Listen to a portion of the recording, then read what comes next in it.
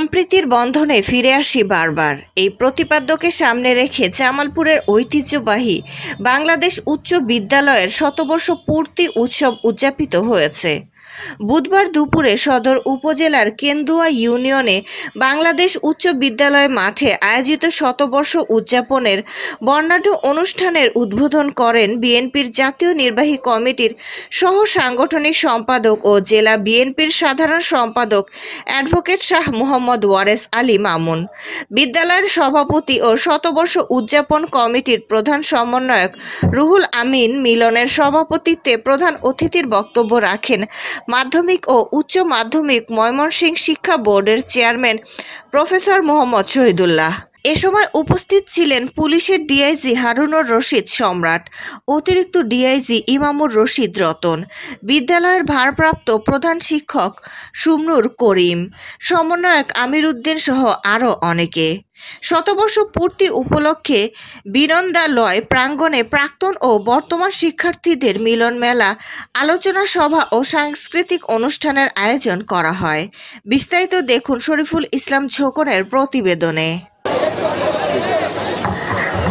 প্রতি বছর এরকম একটি আয়োজনের মধ্য দিয়ে আমরা আমাদের এই সম্পর্ককে আরো গভীর করতে চাই, আমাদের যাত্রাকে আরো আমরা সুদৃঢ় করতে চাই এবং আগামী দিনের পথ চলায় এই এলাকার উন্নয়নে, এলাকার মানুষের পাশে, এই এলাকার প্রাক্তন, বর্তমান এবং ভবিষ্যৎ ছাত্রছাত্রীদের পাশে আমরা সকলে দাঁড়াতে চাই।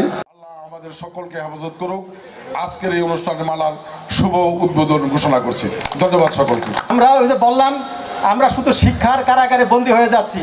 এটা থেকে মুক্ত হতে হলে, আমার সমৃদ্ধ জাতি গঠন করতে হলে, মস্তিষ্ক এবং হৃদয়কে সমৃদ্ধ করতে হলে শিক্ষা এবং সংস্কৃতি দুটাকে পারস্পরিক প্যারালালভাবে আগে নিতে হবে। এবং গত বছর প্রাকৃতিক কারণ এবং রাজনৈতিক কারণে কিছু কিছু পরীক্ষা আমাদের না দিয়ে ফলাফল দিতে হয়েছে। ফলে শিক্ষার্থীদের মাঝে যে পড়াশোনার প্রতি একটি সাময়িক অনীহা, এটি কিন্তু আছে। এবং হাই স্কুল, এই দুই স্কুলের কোনো শিক্ষকের ছেলে বা মেয়ে অন্য কোনো স্কুলে তারা দিতে পারবেন না। তাদের ছেলে মেয়ে এই স্কুলেই লেখাপড়া করাতে হবে। এটা সরকারি বিধিতেই রয়েছে। আমরা সেই বিধিটি মেনেই শিক্ষক মহোদয়দেরকে অনুরোধ করেছি। আমাদের আজকের সভাপতি রুহুল